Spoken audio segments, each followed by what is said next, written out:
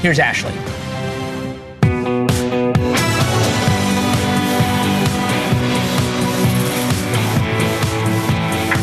Hi, everybody. Welcome to tonight. Do you like fireworks? I love fireworks.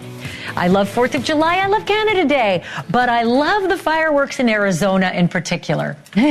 And when I say that, I think you are going to love them too, because a courtroom was on fire today in Arizona. This lady with the long, curly, blonde hair, Lori Vallow, seems to think that she can be her own lawyer. And it's not been good on day 1 or day 2, but today was day 3, and it was crazy. It was crazy because the lady in the pink up there on the witness stand, that's a romantic rival. So what do you get when you cross someone who thinks they can act like their own lawyer when they're not a lawyer, and your romantic rival who you're cross-examining? You get a situation that was so bad, the judge right up there behind her blonde hair had to make up a fib to get the jury the hell out of there. I'm going to show you all of the highlights. It was reality TV on steroids, I'm telling you. Also, speaking of trials and speaking of courtrooms and really weird stuff that was going on, 2 things happened in the Bryan Kohberger case today. They all came together, and Kohberger came out and sat in an Idaho courtroom while his lawyers tried everything under the sun to bury the case against him. Like, throw out that piece of evidence, throw out this piece of evidence, get rid of that piece of evidence. I don't like this piece of evidence. And by the way, please don't use these words. It basically speaks to the panic on the Kohberger team, because the case that the state has on this guy is so overwhelming. All they're left to do at this point, pre-trial, is to pray like hell they can throw spaghetti at the fridge. And instead of it sticking, hoping it falls off, hoping the evidence falls off, hoping they can do something to stop the bulldozer that is coming at them from the table over the way where the state sits. I will tell you all the things that they tried to, trust me, they tried to get rid of almost everything. Like the knife purchase, the witness. Yeah, all the things you normally see in a murder case. Yeah, the defense doesn't want that in as evidence. I'll go over it all in a minute. And then there was the second thing that was happening in that courtroom that the internet couldn't get over. In fact, fireworks were happening on the internet because of a lady sitting in the gallery. I do not know who she is, but there she is behind Bryan Kohberger. Kohberger's in the shirt in the front. She's in the hoodie in the back. And this was going on all day. Weird gestures, weird stuff. Drinking from a can on the floor, making gestures, having a chit-chat with her neighbor. I will go over all of this, and I will tell you what the nickname is that the internet has given to that lady in just a moment. I'll also tell you what could happen to that lady in just a moment. But let me start here. Just when I thought I might get through day 3 of Lori Vallow's murder trial without my hair being en fuego, along came Lori to crush my dreams. The thrice convicted murderer put on quite a show in Arizona today. Remember, she's on trial for the murder of her 4th husband, and make no mistake, she has practiced at the art of being on trial. She already killed 2 of her kids, and for good measure, she killed the woman who was married to the guy she was sleeping with. The guy that she ended up marrying just weeks later.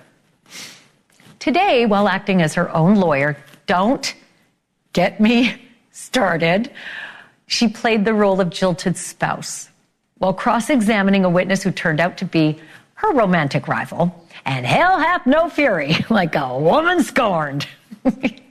It got so bad in this courtroom that the judge had to step in and play referee and even make up like a bogus reason to get the jury the heck out of the room. Where do I even begin? Listening to Lori in court today, you would think that Charles Vallow was the love of her life instead of the man that she was trash talking while texting with her lover and allegedly arranging for her brother to murder. So a little bit of background on what happened just in the front of that courtroom today. The woman on the witness stand, wearing the pink there, that is Nancy Jo Hancock. And it turned out that Nancy had struck up an online relationship with Lori's husband. That's Charles Vallow, the victim, the dead man in this case. And the night before Charles was killed by Lori's brother, Alex, Charles went on a date with that lady in the pink, Nancy. Up until this moment, Lori, the lawyer, has been making plenty of mistakes during her cross-examinations, but she's mostly kept her cool. And she's mostly stuck to the script. But not today. Not in a million years today. All hell broke loose when Nancy Jo took the stand and things went from 0 to Jerry Springer in seconds flat. And because I knew you would ask, I've put together the highlights, the lowlights, and pay attention to Lori's body language. And then count how often she calls Charles, the man she's cheating on, my husband. Nancy Jo, right? Correct. And we have not met before, correct? We have not. Okay. And you stated that your husband, or my husband, told you that he was going through a divorce. Is that correct? That's correct. And did you have any way to verify that? No, I didn't try to verify that. Okay. So did it surprise you later to find out that we were not in the process of a divorce?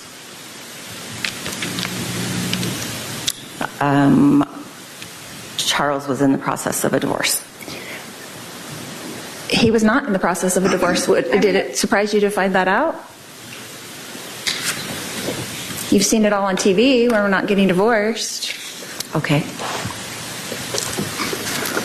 So on the website that you met him, did he say he was divorced? I'm not certain. Would you have gone on a date with him if he would have said he was married? If I would have realized how married he still was, maybe not. But I just met for dinner. I wasn't sleeping with him or anything. Do you go on dates with married men? Naturally? Argumentative. I'm going to also object under 611 for harassment. All right.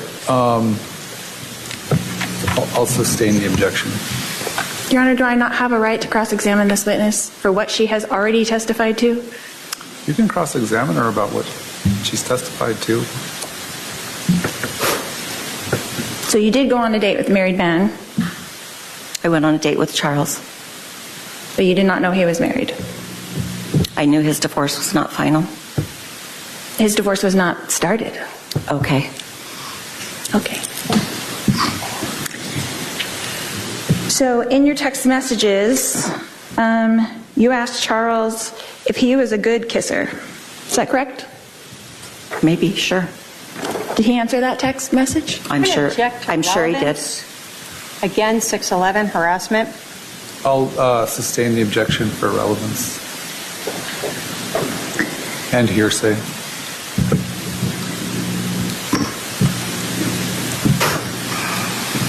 So are you trying to tell me and this jury that you went on one date with my husband and he told you all the details of our lives? I'm telling you the truth, and that's what I know. So you spent your whole date getting to know each other, talking about me? Don't flatter yourself. No, we did not spend the whole time talking about you. On your date, you talked about my husband was a life insurance salesman, is that correct? I knew he did something with money and insurance, but I really didn't know the details of what he did for work. Like I said, I don't ask the details about what someone does for work when I'm trying to get to know someone. But you knew that he sold life insurance, you stated that? I believe that I had a vague understanding that he did something with insurance. And then he brought that up again at dinner? No, we didn't talk about his work at dinner.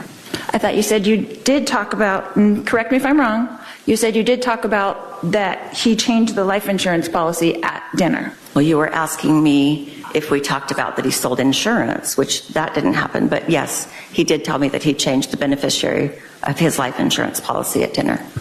Did he tell you how much his life insurance policy was for? Yes, he did. What did he say? $1 million. Did he tell you how much my life insurance policy was for? I do not recall. You don't recall? We didn't talk about you very much in that vein. When did you talk to him about me very much then?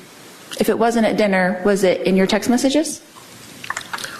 We were talking about what he was going through in the process of separating from you, not about what your life insurance policy was worth. And we talked about you on the phone, and when I say you, meaning what he was doing as he was going through this separation. So let me understand. You were dating some different men on this website, right? From the websites? Sure. Would you say it was common for men to be talking so much about their supposed ex-wives during their conversations with a potential... It's actually very common. Really? Really. Interesting. And again, Your Honor, I'm All right. going to object to the defendant making comments after her questions. I'm sorry, Your Honor. I won't do that again. All right, please stop. I'll just ask the questions. Thank you. You testified a minute ago that Charles told you a lot of things about his wife. You didn't say ex-wife, but you said wife. Is that correct? Okay, sure. What were a lot of things? The things that I've testified to. Can you be more specific? Am I allowed to do a narrative then? Let's go on sidebar. I'll excuse the jury for just a few minutes because we're having technical difficulty with the court reporter being able to hear. The last question the defendant asked of the witness was along the lines of, what things did you discuss about me, meaning the defendant? Is that correct?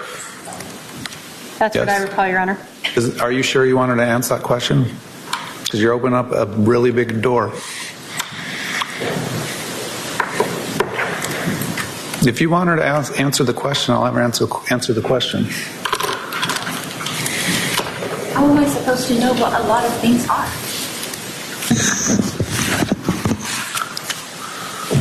All right. If you want her to answer the question and there's no objection from the state, we'll No bring objection. the jury back in and have her answer the question.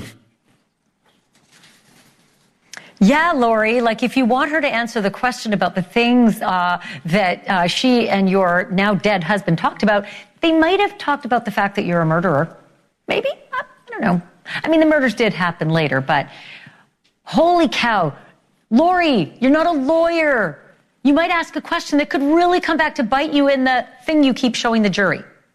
I don't have any idea if there were really technical difficulties that the judge mentioned with the court reporter, but it seemed like he had to make up a fib just to get that jury out of the room and fast and protect Lori from herself.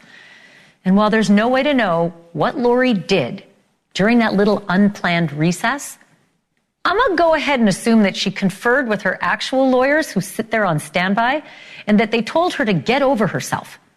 Because after the break, Lori pulled it together. Same attitude, but a lot more direct in her questions. Have you ever spoken to my brother, Adam? Yes, but only because I ran into him at my grandson's pickleball tournament the other day. And how did you know that was him? Because I've seen him on media via the situation surrounding you. So you initiated a conversation with him? I just said hi, and he asked me who my grandson was, and I pointed it out, and that was the end of it. So you introduced yourself to him? To my brother? I don't know that I introduced myself, but maybe. How would he know who you were? I don't know that he knew who I was. I knew who he was. So you went up and talked to him? I did talk with him, yes. He didn't call you over, so you went up and talked to him? Yes, ma'am. Okay. And when you were talking to him, you told him you were who? I told him that my name was Nancy Jo Hancock. And did he recognize that name from something?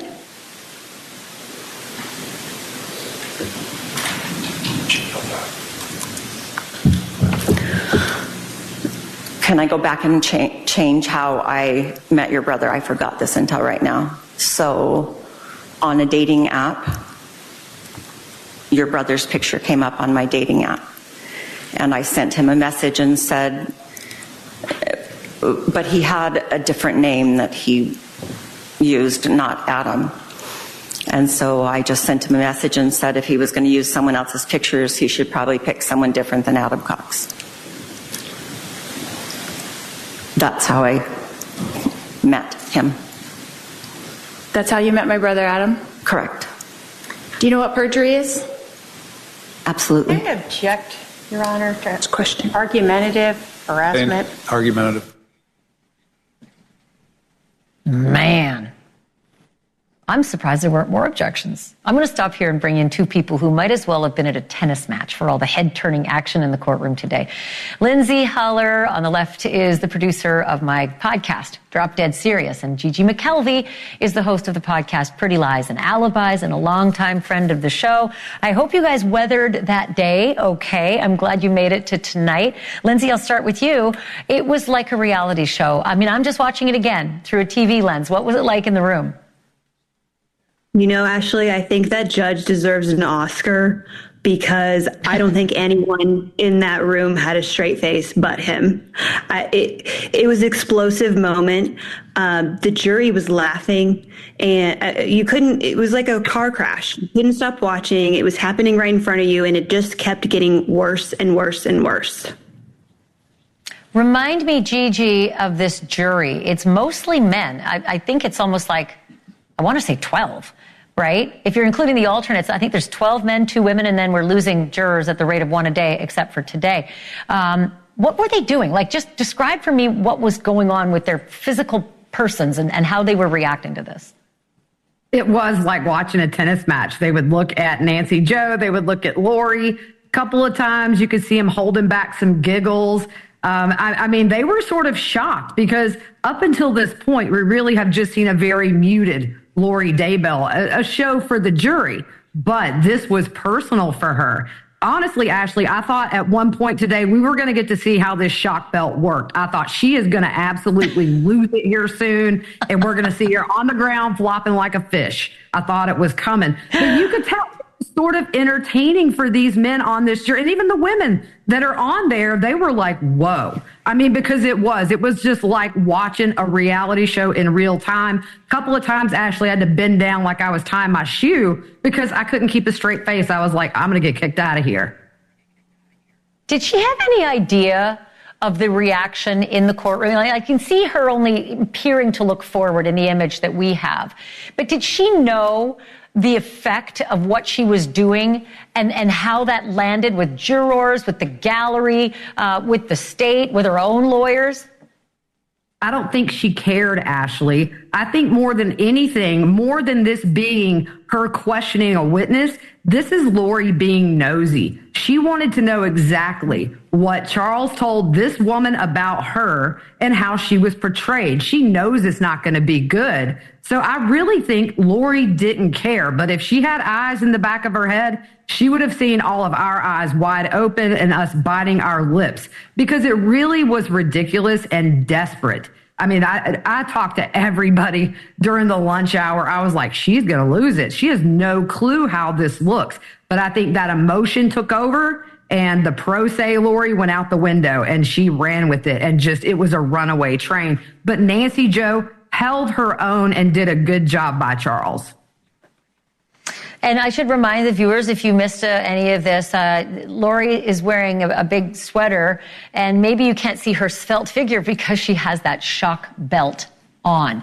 And that's such a weird thing to say, but because she is a convicted killer and she's an inmate and she's a defendant, you can't wear, the handcuffs and the leg irons, but typically as a defendant, you stay seated at defense table. But as her own lawyer, she's operating as her own lawyer, she gets to walk around the well. Therefore, they needed some measure of control over her, which is hence the shock belt. So, Lindsay, let's go back to the notion that she's kind of in a cage match with the woman on the stand who went on a date with her husband, the night before her husband's murdered.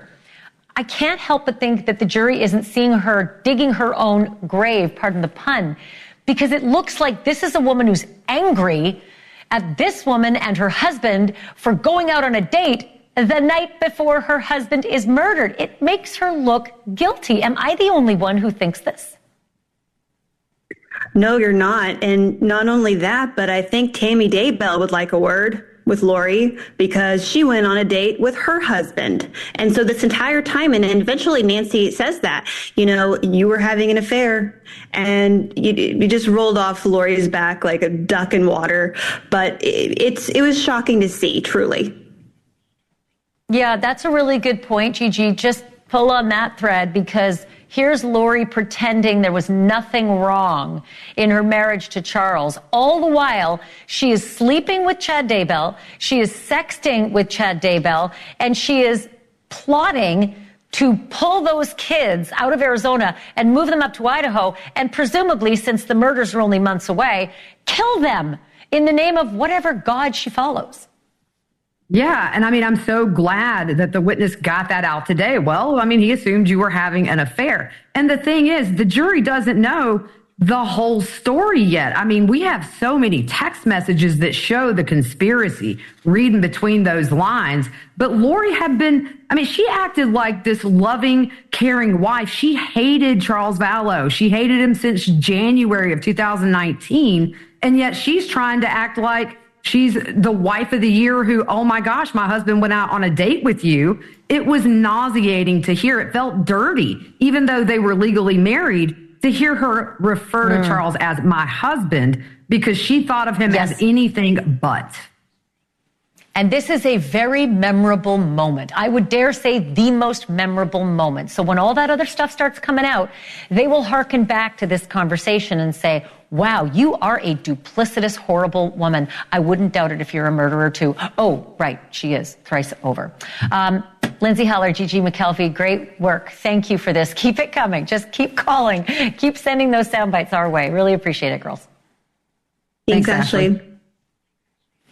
So we're going to know soon enough whether Lori Vallow should have left the lawyering to the lawyers. But after the break, a case that is being lawyered like few other cases I can remember, the Idaho murder case. And today, some very big clues as to just how strong the case against this guy is, Bryan Kohberger. It sure looks like his lawyers are throwing spaghetti at the fridge, desperately hoping that a noodle or two of theirs is going to stick and then fall off. But the worst evidence in this trial, well, that doesn't look like it's going anywhere, folks. We've got the blow-by-blow, and when I say blow, I mean the body blows. They're next.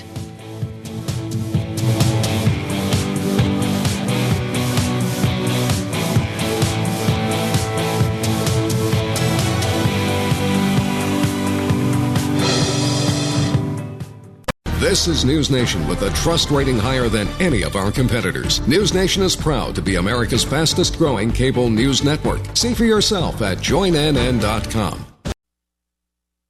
What happens this week in a courtroom in Boise, Idaho, will make the job of defending Bryan Kohberger either a whole lot easier or next to impossible. And I'm going to go on the record. I think it's going to be impossible. We're at the midway right now of a 2-day hearing, and Kohberger's lawyers are trying to bury virtually every scrap of evidence that the prosecution has found on their client.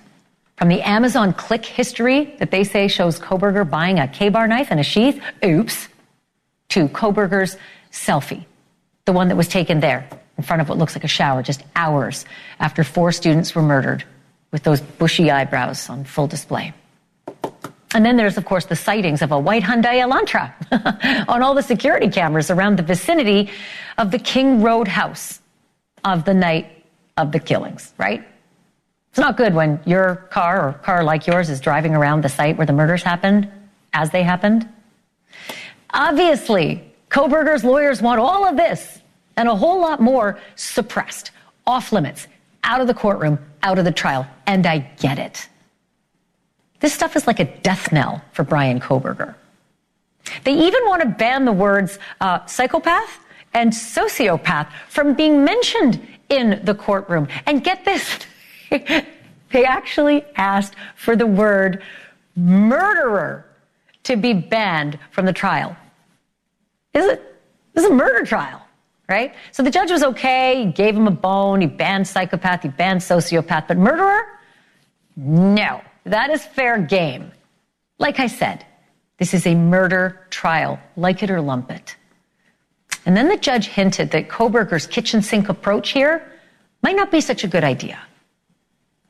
My concern with the motions is not the substance of them in the sense that I think it's appropriate to highlight those issues that everybody should be cognizant of. It's in fashioning an order that has any real meaning because of the breadth and lack of specificity of the motions.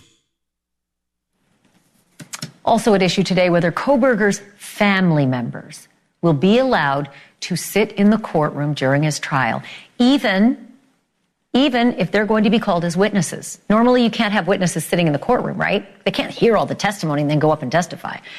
But sometimes there's exceptions for family members, right, of victims and of defendants. There's also the question of the highly disturbing 911 call and whether it's hearsay. Defense wants it excluded, to which I say fat chance. Very unlikely that will be excluded. Joining me now is Shannon Gray. He is the attorney for the family of Kaylee Goncalves, one of the 4 victims of the Idaho killings. Shannon, look, I wasn't there. I'm going over some of the highlights from today. But, you know, your client, Steve Goncalves, he was there. He had to sit in the same room as Bryan Kohberger, a man he really believes is the killer, and many others do as well. This, however, looked like a real uphill battle that the defense really understands they're facing. Does that give Steve and the Goncalves family any hope or any positive feelings about what they're in for?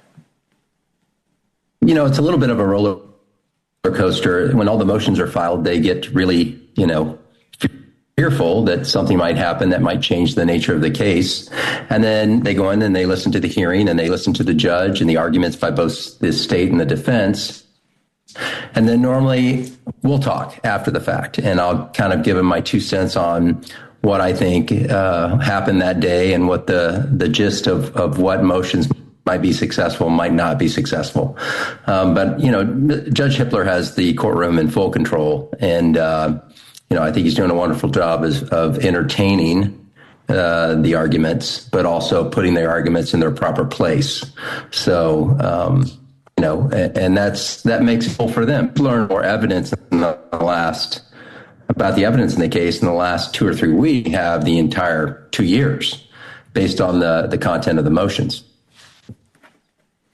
Well, I'll tell you what, you can see the banner on the bottom here that the defense says the state wants to inflame the jury. There's nothing that inflames a jury more than facts, like when the facts are that 4 innocent kids were butchered in their beds by a stranger likely, who made off and likely, or who looked like he was going to get away with it. That's inflammatory just by its own nature. You can't exclude evidence because it isn't good evidence, for your client. In that regard, you mentioned that you give Steve and the family counsel about whether certain motions are going to fly or not, or what your 2 cents are on the motions. Here they are asking to ban the word murderer, to ban things like the Amazon records, like where the actual knife was likely purchased, if the state has it right, and then the sheath. Were you able to give them counsel to suggest, look, this is going to be heard in court, don't freak out. These decisions will be made, and more than likely made in the favor of the state? Yeah, I mean, you don't see if anything sticks. I think I might be losing Steve's connection. Steve, can you? You're freezing up a lot, and I wanted to hear your answer. Let me just ask the control room if we've got Steve on a good connection right now. Can he do this last answer? I mean, Shannon. I said Steve, and I meant Shannon. Sorry, Shannon. We had a lot of freezing up on your answer, so can you just give that another try? I was going to say that, a lot of that come up, I think you said it well. I mean, the idea rats. that... I hate it when that happens. You know what? That is frustrating. Shannon, I'm so sorry. We've got some bugaboo between me here on the East Coast and you way over there in Idaho, and we're not getting your answer. We're getting a lot of freeze up. We'll have to have you back again. I always appreciate Shannon Gray coming on. He's doing yeoman's work on behalf of the Gonzalez family. My friend, can I ask you back when we got a better connection? And I want to say thank you for this as well. Live television. That happens. Okay, I'm going to move on. 2 big murder cases have kept us really busy this month. The Lori Vallow case in Arizona, where I started the show, right? And then there's the Karen Read retrial in Massachusetts, clear across the country. And TMZ's Harvey Levin has been busy following both of these cases, too. If you didn't already know this, Harvey is a lawyer. And wait until you hear why he says Lori Vallow just threw away her one free shot of a do-over if she's convicted. And that's next. You're listening to Banfield on NewsNation's audio stream. Available 24/7 on the NewsNation app, or just say, Alexa, play NewsNation. In one courtroom, a convicted triple murderer is representing herself against a 4th murder charge, while in another courtroom, 3,000 miles away, an accused murderer just hired a juror from her mistrial to help defend her in her retrial. I am, of course, talking about Lori Vallow and Karen Read, and I am not the only one talking about these ladies. They're the talk of newsrooms and courthouses all over the country, and Harvey Levin has his finger on the pulse of both of these stories. He is not only the creator of TMZ, he is also a lawyer, and he has a lot to say about these things, especially when I caught up with him early this week. First, I asked him about the astonishing move by Karen Read's defense team to hire a juror from her mistrial. What do you make of Karen Read's team hiring a juror from her first murder trial to join their team, a juror that happens to be a lawyer? I think it's brilliant.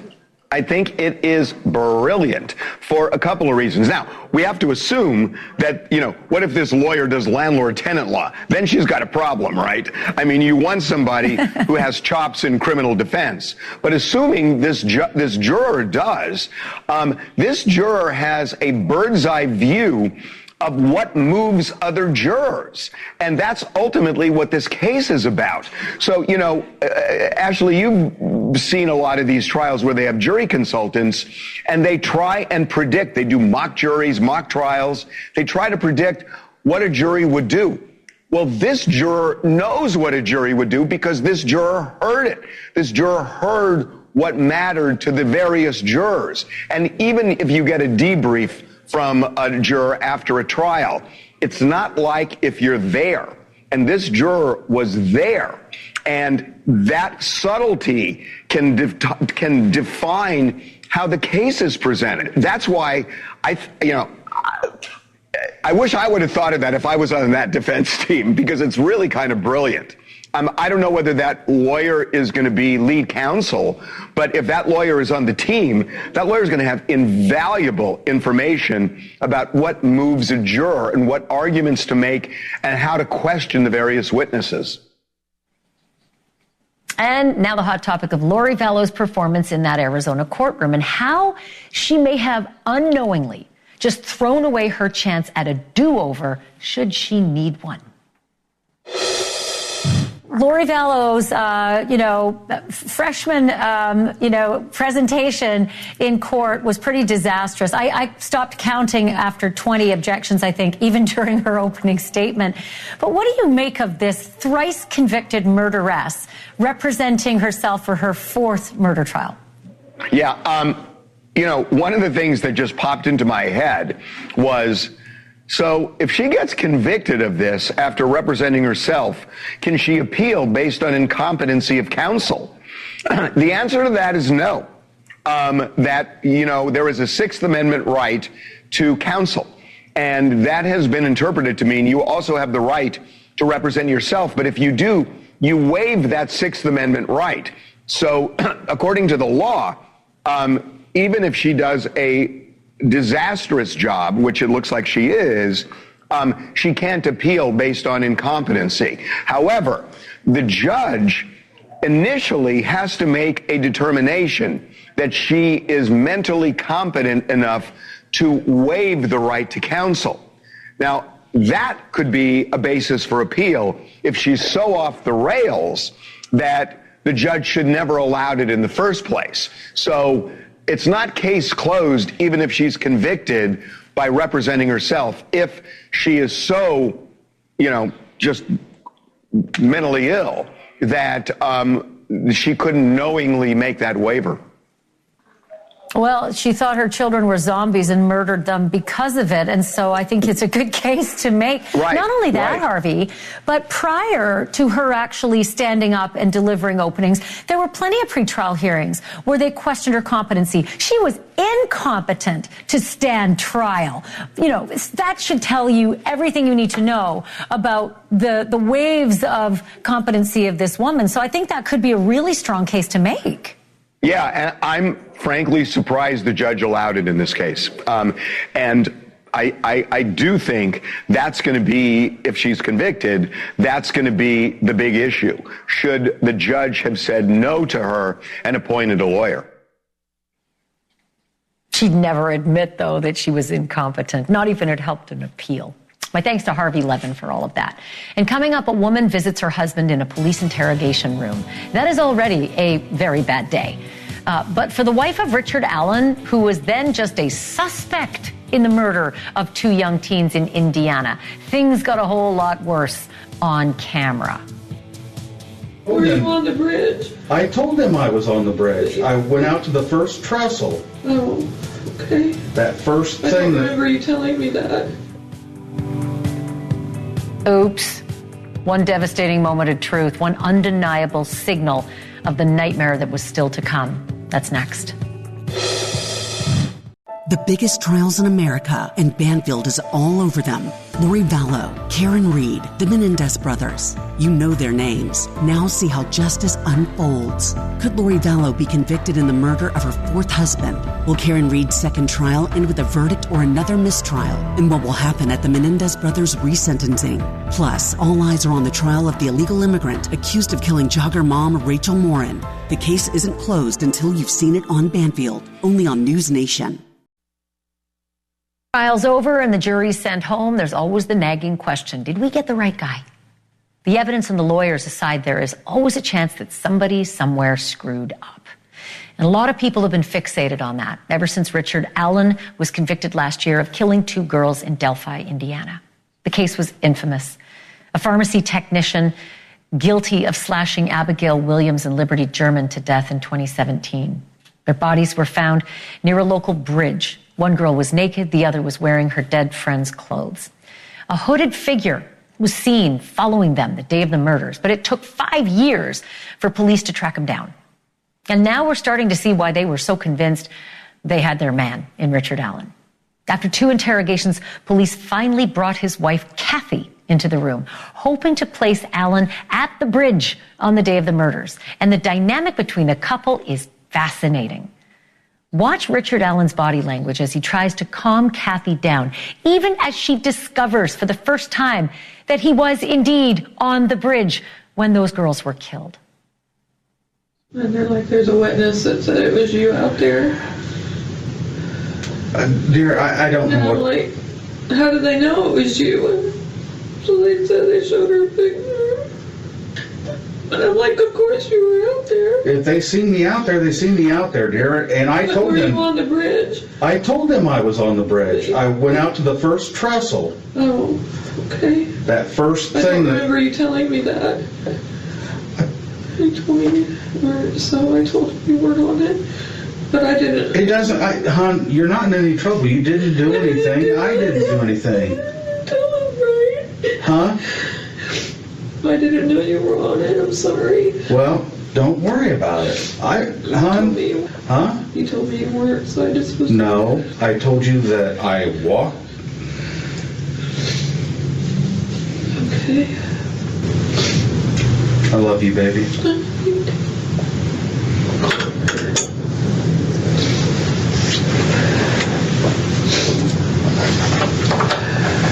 I don't know what they're trying to do, but I know that that's not what I told you. I love you.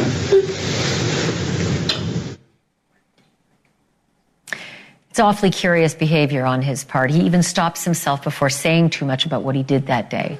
But despite this moment and everything else, Kathy still stood by her man. Even when he confessed to her multiple times in jailhouse calls, she insisted that his mental health had just deteriorated while awaiting trial in jail. Alan was sentenced to 130 years in prison and will die behind bars. After the break, back to Brian Kohberger. Who the heck was that lady sitting right behind him, and why is everyone on the internet calling her Twisted Tina? That's next. Thanks for listening to NewsNation on the go. I'm Marnie Hughes. We're here for you 24/7 on the NewsNation app or on your Alexa. Just say play NewsNation. When in court, you sit quietly, you sit still, you keep your hands to yourself, and you turn off your phone. Or you can get in trouble. So what was with the woman in the gray hoodie sitting behind Brian Kohberger in Idaho? Goofing around on her cell phone, making little heart gestures with her hands, reaching down to the floor to grab a can of who knows what, and striking up a chit-chat with the guy behind her while the judge was speaking. At one point, she even seemed to be getting a little shut-eye. People who were watching online dubbed this lady Twisted Tina, probably because of the drink she was drinking. We are not sure why she didn't get bounced from the courtroom, or worse, because contempt can be a very real thing for people who misbehave in court. But maybe she's angling for the cell next to Kohberger's. Who knows? But take it from me, I once was chewing gum in court, and the judge stopped the proceeding to chew me out for it. Hey, check out Drop Dead Serious, my podcast. I've got recaps of the Lori Vallow trial every night. You can check it out now. The last 2 nights are there, and tonight, it'll be there later. Thanks, everyone.